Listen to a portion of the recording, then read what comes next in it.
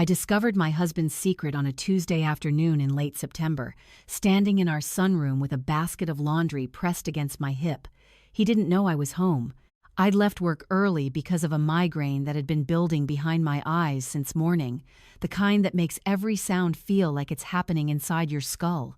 I was 63 years old, married for 37 years, and I thought I knew everything there was to know about Graham Mitchell. I was wrong. His voice drifted through the house from his office, louder than usual. He must have had the door open, confident in his solitude. At first, I didn't pay attention. Graham had therapy sessions every Thursday at 2, but apparently Dr. Chen had rescheduled. I heard the tinny quality of speakerphone, then Graham's voice, clear and measured in a way I recognized. It was his honest voice, the one he used when he was trying to get to the root of something difficult. "I don't know when it stopped," he was saying. "Maybe it never really started the way it should have, but somewhere around year 8 or 9, I realized I was going through the motions. I stopped moving. The laundry basket suddenly felt impossibly heavy." Dr. Chen's voice responded, muffled but audible. "Going through the motions in what sense, Graham?" "In every sense." There was a long pause. The affection, the interest, the intimacy, all of it. "I perform it because that's what a husband does. That's what she expects. But if I'm being completely honest with you and with myself, I haven't felt genuinely attracted to Diane in decades. Maybe ever, if I really examine it." The basket slipped from my hands. It hit the hardwood floor with a soft thud, and I froze, waiting to see if he'd heard. But he kept talking, and I stood there in my own sunroom, in the house we'd bought in 1994, listening to my husband dismantle our entire marriage with the calm efficiency of someone discussing a failed business venture. "She's a good woman," Graham continued. "Exceptional, really. Brilliant in her field. The boys adore her. She handled everything when Mom was dying, everything when we relocated to Ottawa for my position. She never complains, never asks for more than I give. And maybe that's part of the problem. It's so easy to just exist next to her. She doesn't demand passion. She doesn't notice I'm not giving it." "Have you considered that she might notice more than you think?" Dr. Chen asked. Graham laughed, a short, bitter sound I'd never heard from him before. "Diane? No. She's too focused on her work, her research. She got that senior lectureship at Carleton last year, remember? That's consumed her attention. I think she's actually happier when I'm less present. Gives her more time for her papers." I thought about the lectureship, how I'd worked 18-hour days for 6 months to prove I deserved it, how Graham had kissed my forehead when I got the offer and said he was proud, how he'd seemed distant at my celebration dinner, checking his phone, leaving early because he had an early meeting. Had he already been feeling this way then? Had he felt it when I was 40, 50, 60? Had our entire life been a performance? "I stay because leaving would be complicated," Graham said. "We're financially intertwined. Our social circle would fracture. The boys would be devastated, even though they're grown. And honestly, what would I even be looking for at 65? Another relationship? No, this is fine. It's comfortable. Diane is a reliable partner. She keeps the house running beautifully. She's an excellent cook. We have good conversations about politics and books. If I'm not in love with her, well, maybe that's just what marriage becomes after this long." "But you feel you're being dishonest," Dr. Chen said gently. "Every single day," Graham replied. "Every time she reaches for my hand and I take it but feel nothing. Every time she says I love you and I respond automatically. Every anniversary, every birthday, every time we make love and I'm just absent. Yes, I'm being dishonest. But what's the alternative? Blow up 3.5 decades because I don't feel butterflies anymore? That seems cruel. To both of us." I realized I was crying, silent tears dripping off my chin. I wiped them away with shaking hands and moved backward, toward the hallway, trying to calculate how quickly I could get to the bedroom without being heard. I needed to think. I needed to process what I'd just learned. I needed to. My hip bumped the console table. The vase of dried eucalyptus rattled. Graham's voice cut off mid-sentence. Footsteps. Quick. Purposeful. He appeared in the doorway of his office. phone still in hand, his face cycling through surprise, confusion, and then a terrible dawning realization as he looked at my face. "Diane," he said, "I didn't know you were home." "Obviously," I managed. My voice sounded strange, distant. "How long have you been standing there?" "Long enough." The phone in his hand buzzed. Dr. Chen's voice tinny and concerned. "Graham, is everything all right?" Graham lifted the phone. "I need to call you back." He ended the session without waiting for a response. We stood there, 10 feet apart, in the hallway of our beautiful home in New Edinburgh. Outside, someone was mowing their lawn. A dog barked.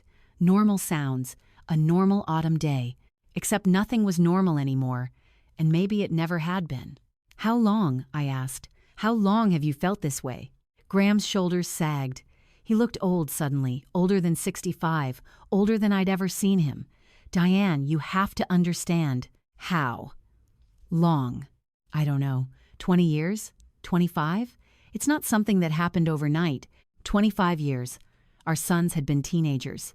I'd been in my late 30s, just starting to make a name for myself in developmental psychology. We'd taken that trip to Nova Scotia for our anniversary. Made love in a bed and breakfast overlooking the Bay of Fundy. He'd held me afterward and told me I was beautiful. Had he been lying then? Had he been lying every time? "You said you haven't felt attracted to me in decades," I said. "Maybe ever." Graham closed his eyes. "You weren't supposed to hear that, but it's true." He didn't answer, which was answer enough. 37 years, I whispered. "We've been married for 37 years, Graham. We have 2 grown sons.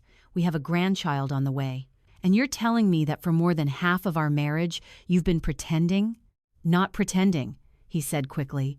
"I care about you deeply. I respect you enormously. You're my partner, my friend. But you don't love me."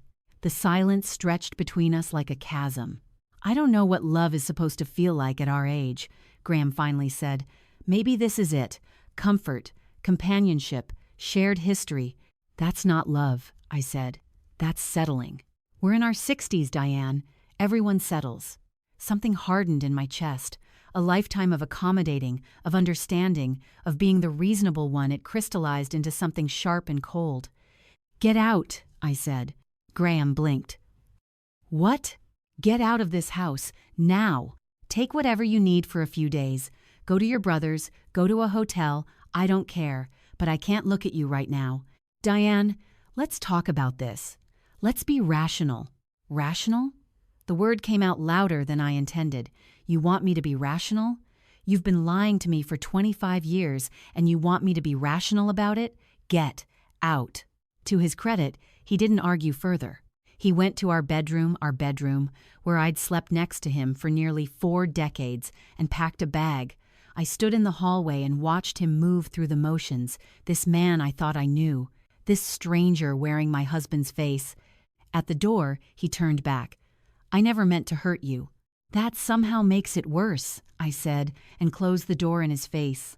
The house was silent after he left. I walked through each room, seeing it differently now. The kitchen, where I'd made thousands of meals, the living room where we'd hosted dinner parties, the office where I'd written papers late into the night while Graham slept. Or had he been sleeping? Had he been lying awake, regretting his choices, trapped by his own cowardice? I found myself back in the sunroom, staring at the laundry basket still on the floor, clothes spilling out, his shirts, my cardigans, all mixed together like our lives had been, except our lives hadn't been mixed. I'd been building something real while he'd been going through the motions. The worst part was looking back and seeing all the signs I'd missed. Or maybe not missed, maybe I'd seen them and chosen not to understand what they meant. The way he'd stopped initiating affection around the time Colin went to university. I'd thought he was just getting older, less driven by physical need. The way our conversations had become pleasant but shallow, sticking to safe topics. I'd thought we were just comfortable with each other. The way he never seemed to have opinions about our vacation destinations, our social plans, even our anniversary celebrations. I'd thought he was being considerate, letting me choose. But maybe he just hadn't cared enough to have preferences. I'd been so focused on my career, my research, my students. Had I been neglecting him? Was that why he'd checked out emotionally? Or had he checked out first, and I'd simply filled the space he'd left with work because there was nothing else to fill it with? These questions consumed me for days. I called in sick to the university, something I almost never did. I ignored calls from friends. I told the boys I had a flu and couldn't see them. I needed time to think, to understand, to figure out what came next. Graham texted on the third day. "Can we talk? Please?" I didn't respond.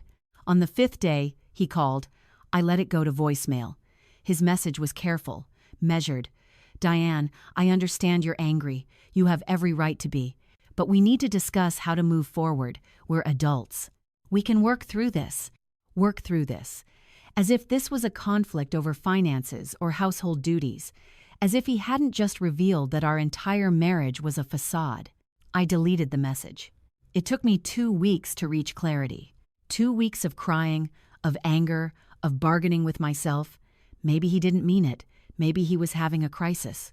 Maybe I could be enough if I just tried harder, dressed better, was more attentive. But then I'd remember his words. I perform it because that's what a husband does. And I'd know that I deserved more than a performance. Even at 63. Especially at 63. I called my lawyer on a Monday morning. Her name was Patricia Nguyen, a sharp woman in her 50s who'd handled a colleague's divorce the year before. She listened to my story without interrupting, taking notes in a leather portfolio. "You've been married 37 years, she said when I finished. "That means significant asset division. Does he know you're considering divorce?" "He knows he's not welcome in our home," I said. "I think he can connect the dots." Patricia smiled grimly. "Men are often surprisingly bad at connecting dots. I'll draft a letter of intent. We'll need to catalog all shared assets, retirement accounts, the house. Do you want to pursue this formally?" I thought about my research, about the studies I'd conducted on relationship satisfaction and aging, about the data that showed people in unfulfilling marriages experienced higher rates of depression, anxiety, cardiovascular disease, about how I'd spent my career helping others understand their emotional needs while completely ignoring my own. "Yes," I said, "I want a divorce." The word felt strange in my mouth, foreign, but also necessary.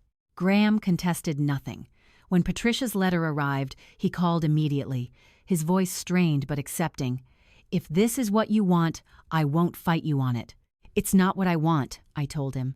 "What I wanted was a husband who actually loved me. What I have is a husband who stayed for convenience. So yes, this is what I'm choosing." The divorce process was remarkably efficient when both parties cooperate. We divided our assets 50-50. He kept his pension, I kept mine. We sold the house in New Edinburgh. Neither of us could bear to live there alone, haunted by the ghost of our fake marriage. I used my portion to buy a small townhouse in the Glebe, close to campus, with a garden I could tend myself. The boys took it hard. Colin, our eldest, couldn't understand why we couldn't just work it out. "People go through rough patches," he kept saying. "You've been together forever. You can fix this." But how do you fix 3 decades of pretending? How do you fix a foundation that was never solid to begin with? Our younger son, Marcus, was quieter about it. He came to visit me in my new place, helped me hang curtains, and finally said, "I'm sorry, Mom. I know this wasn't what you planned for this stage of your life." "No," I agreed. "But maybe that's okay. Maybe plans change." Point 4. The first year was the hardest. I had to relearn how to be alone, really alone, for the first time since my mid-20s. I had to untangle which parts of my identity were mine and which parts I'd built around being Graham's wife. I had to make new routines, new traditions, new meanings. But slowly, something shifted. I started accepting social invitations I would have declined before, thinking Graham wouldn't enjoy them. I traveled to conferences and stayed extra days to explore cities on my own. I took a ceramics class at the community center and discovered I had a talent for throwing bowls. I let my hair grow longer than I'd worn it in years, stopped dyeing the gray, and found I liked how I looked distinguished, my colleague said, authentic. I started noticing things I'd stopped noticing during my marriage, the way morning light came through my bedroom window, the pleasure of cooking a meal exactly to my taste without considering anyone else's preferences, the freedom to read until 2 in the morning or go to bed at 8 without explanation or apology. I wasn't lonely, I realized. I was alone. There's a difference. Graham tried to reconcile 3 months after the divorce was finalized. He showed up at my office at Carlton, looking sheepish, holding flowers. "I made a mistake," he said. "I've been seeing Dr. Chen more frequently, and I've realized I took you for granted. What we had was special. I want to try again." I looked at him. This man I'd spent most of my adult life loving, and felt nothing but a mild, distant pity. "What we had wasn't special, Graham," I said gently. "It was one-sided. I loved you. You tolerated me. That's not a marriage. That's not even a friendship. I can change." "Maybe you can. But you'd be changing for the wrong reasons. You're lonely. You miss the convenience of having someone manage your life. That's not the same as missing me." He tried 4 more times over the next 6 months. Phone calls, letters, showing up at university events. Each time, I was kind but firm. No. By the time I turned 65, I'd stopped counting his attempts to reconnect. They'd tapered off, and I'd heard through mutual friends that he was seeing someone, a widow from his golf club. I felt nothing about this news except hope that he'd be honest with her in ways he'd never been honest with me. My own life had taken on new dimensions. I'd been promoted to full professor, published a book on attachment theory in later life, and started mentoring graduate students who reminded me why I'd fallen in love with psychology in the first place. I traveled to Iceland with a group of women from my ceramics class. I learned to kayak. I adopted a rescue dog named Fitzgerald, who slept at the foot of my bed and loved me with an uncomplicated devotion I'd forgotten was possible. On the anniversary of the day I'd overheard Graham's therapy session 3 years later, I hosted a dinner party at my townhouse. My colleagues, my sons and their partners, some neighbors I'd become close with. We ate well, drank wine, laughed until my sides hurt. Colin's wife, Jenna, was 8 months pregnant with our first grandchild, and watching her glow with anticipation made me feel like I was seeing the future unfold in real time. After everyone left, I sat in my garden with a cup of tea and thought about the woman I'd been 3 years ago. The one who'd measured her worth by how well she served others, how little she demanded, how easily she accommodated. The one who'd believed that being understanding meant accepting less than she deserved. I didn't blame her. She'd been taught that self-sacrifice was noble, that a good wife made herself small to make room for her husband, but I also knew I could never be her again. The lesson I learned, the one I now share with my students, my sons, anyone who'll listen, is this: you cannot build a genuine life on a foundation of someone else's performance. Love, real love, requires presence. It requires showing up authentically, even when it's messy, even when it's difficult, even when it means risking rejection. Graham had chosen safety over authenticity, and in doing so, he'd robbed both of us of the chance at something real. Maybe with someone else, in some other life, he could have felt the passion he'd never felt with me. Maybe I could have found someone who loved me not despite my intensity, but because of it.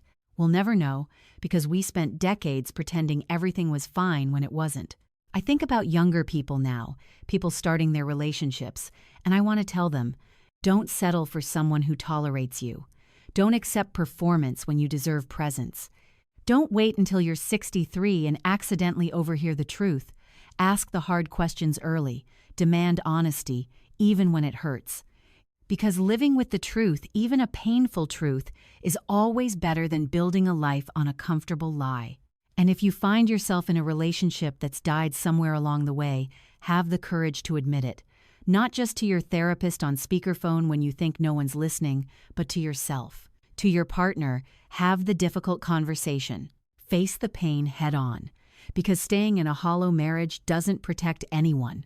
It just postpones the inevitable, while stealing years you could have spent building something genuine, either alone or with someone else.